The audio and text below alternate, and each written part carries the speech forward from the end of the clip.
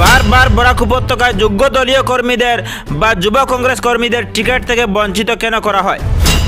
বরাক উপত্যকার উন্নয়ন থামাতেই কি বারবার যোগ্য নেতাদের বঞ্চিত করে অযোগ্যদের টিকিট দেয় কংগ্রেস? দলের তৃণমূল স্তরের টিকিট প্রত্যাশী কর্মীদের রেখে উড়ে এসে জুড়ে বসা কাউকে টিকিট কেন দেয় কংগ্রেস? যুব কংগ্রেস বা সংখ্যালঘু কংগ্রেসীদেরও বারবার টিকিট থেকে বঞ্চিত করার কারণ কি? অনেকের অভিযোগ, বরাক উপত্যকাকে উন্নয়ন থেকে পিছিয়ে রাখতে বেশিরভাগ ক্ষেত্রে কংগ্রেসের এই পলিটিক্স। অভিযোগ রয়েছে, যোগ্য কাউকে টিকিট দিলে যদি নির্বাচিত হয়ে যান তাহলে কংগ্রেসের দলীয় সভায় ঊর্ধ্বতন নেতৃত্বের কাছে বা বিধানসভায় উপত্যকার উন্নয়নে বুক ফুলিয়ে প্রতিবাদ করে নেবে। আর অযোগ্যদের টিকিট দিলে জি হুজুর করবে, তাদের অবাধ্য হবে না। এবারও দেখা যাচ্ছে বরাক উপত্যকায় অনেক যুব কংগ্রেসী বা সংখ্যালঘু কর্মীদের বঞ্চিত রাখা হয়েছে, যার ফলে দল ত্যাগ, প্রকাশ্যে দলের বিরোধিতা বা সমালোচনা ছাড়াও টিকিট বাণিজ্যের অভিযোগ আছে। অনেকে স্বতন্ত্রভাবে প্রতিদ্বন্দ্বিতা করছেন, যার ফলে আসনে বিরাট ক্ষতির সম্মুখীন হওয়ার প্রবল সম্ভাবনা দেখা দিচ্ছে। বরাক উপত্যকার অতি গুরুত্বপূর্ণ একটি সমষ্টি সোনাই বিধানসভায় প্রাক্তন বিজেপি বিধায়ক আমিনুল হক লস্করকে টিকিট দেওয়ার 24 ঘন্টার মধ্যে একযোগে 9 জন মণ্ডল সভাপতি দল ত্যাগ করেছেন। অভিযোগ, বিজেপি থেকে কংগ্রেসে আসা আমিনুল হক লস্করকে টিকিট দিয়ে দলের আসল সৈনিকদের অপমান করা হয়েছে, যার ফলে দলীয় পুরনো কর্মী যারা টিকিটের দাবিদার ছিলেন তারা নির্দলীয়ভাবে প্রতিদ্বন্দ্বিতা করছেন। তোর মধ্যে একজন আনসার হোসেন লস্কর রিঙ্কু। আসুন এক নজরে দেখে নেই বরাক উপত্যকায় বিগত দিনে কোন কোন কংগ্রেসী যোগ্য নেতাকে টিকিট থেকে বঞ্চিত করা হয়েছিল।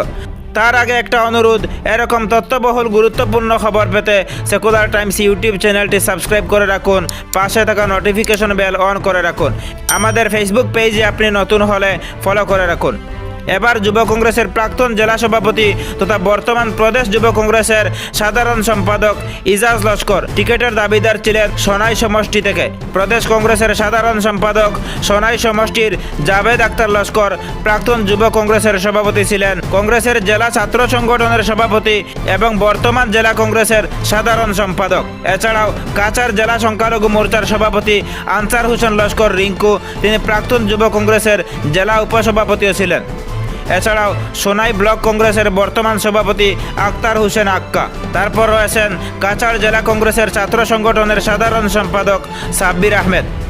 বর্তমান জেলা কংগ্রেসের সহসভাপতি জন চৌধুরী ছাত্র সংগঠনের সাথে জড়িত ছিলেন তিনি। যুব কংগ্রেস বা ছাত্র সংগঠনের প্রাক্তন কর্মী ও দুবারের সাংগঠনিক সাধারণ সম্পাদক আজমল হোসেন লস্করকেও সোনাই সমষ্টিতে কংগ্রেসের টিকিট থেকে বঞ্চিত করা হয়েছে। এবার উত্তর করিমগঞ্জের আবু সালেহ নাজমুদ্দিন, কংগ্রেসের প্রাক্তন মন্ত্রী ছিলেন তিনি। ছাত্র সংগঠন থেকে কংগ্রেসের সাথে ওতপ্রোতভাবে জড়িত ছিলেন তিনি। আবু সালেহ নাজমুদ্দিন এমন গুরুত্বপূর্ণ ব্যক্তি থাকা সত্ত্বেও 4 বার কংগ্রেসের টিকিট থেকে বঞ্চিত রাখা হয়েছে। গত সংসদ নির্বাচনে করিমগঞ্জ আসন থেকে কংগ্রেসের টিকিটেরও দাবিদার ছিলেন। উনাকে না দিয়ে হাফিজ রশিদ আহমেদ চৌধুরীকে দেওয়া হয়েছিল। হয়তো এসব কারণেই উনি বাধ্য হয়ে কংগ্রেস দল থেকে ইস্তফা দিয়েছেন। এছাড়াও রয়েছেন জেলা কংগ্রেসের উপসভাপতি বিশ্বজিৎ ঘোষ, ছাত্র সংগঠন সহ যুব কংগ্রেসের সাথে জড়িত ছিলেন তিনি। আহমেদ শাহিল, জেলা কংগ্রেসের সাধারণ সম্পাদক, ছাত্র সংগঠন থেকে কংগ্রেসের সাথে ওতপ্রোতভাবে জড়িত আছেন। এরপর রয়েছেন আহাদ তালুকদার, জেলা কংগ্রেসের সংখ্যালঘু মোর্চার দায়িত্বে ছিলেন তিনি, বর্তমান জেলা কংগ্রেসের সাধারণ সম্পাদক।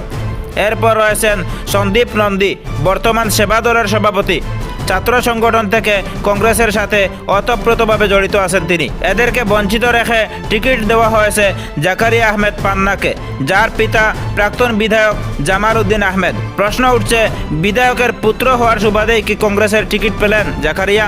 দক্ষিণ করিমগঞ্জে প্রাক্তন কংগ্রেসেরই মন্ত্রী আব্দুল মুক্তাদির চৌধুরী, যিনি ওতপ্রোতভাবে দলের সাথে সংযুক্ত ছিলেন, মন্ত্রী থাকার পরও ওনাকে একাধিকবার কংগ্রেসের টিকিট থেকে বঞ্চিত করা হয়েছে।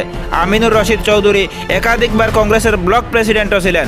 এছাড়াও রাজ্য কমিটির সম্পাদক পদেও অধিষ্ঠিত ছিলেন। গত লোকসভা নির্বাচনেও টিকিটের দাবিদার ছিলেন।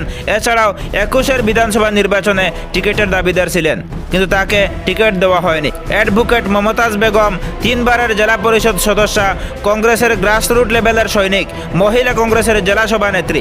আলগাপুর কাটলিছড়া নিয়েও রয়েছে টিকিট দ্বন্দ্ব। বিগত 21-এর নির্বাচনে হাইলাকান্দিতে 3টি আসন থাকা সত্ত্বেও 1টি আসনে কংগ্রেসের সাংগঠনিক কাউকেই প্রার্থী করা হয়নি।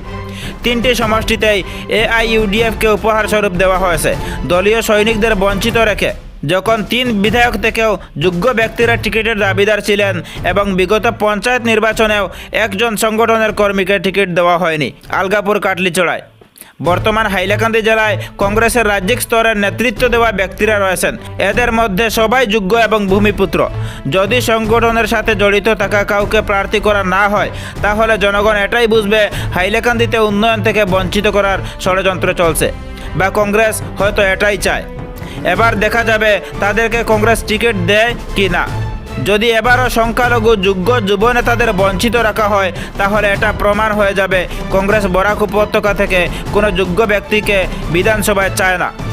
অযোগ্যদেরই বাছাই করে টিকিট দেওয়া হয় যাহাতে বিধানসভায় বা দলীয় সভায় আলোচনা করে বরাকের উন্নয়নের স্বার্থে যুদ্ধ করতে না পারে। কারণ শিক্ষিত যোগ্য যুব নেতা কাউকে বিধানসভায় পাঠালে, বিধানসভায় টেনে নিলে তারা বরাক উপত্যকার উন্নয়নের স্বার্থে যুদ্ধ করবে, দলীয় নেতৃত্বদের সাথে যুদ্ধ করবে, তর্ক বিতর্কে জড়িয়ে পড়বে। আর অযোগ্যদের বাছাই করলে তারা জি হুজুর করে মাথা নত করবে।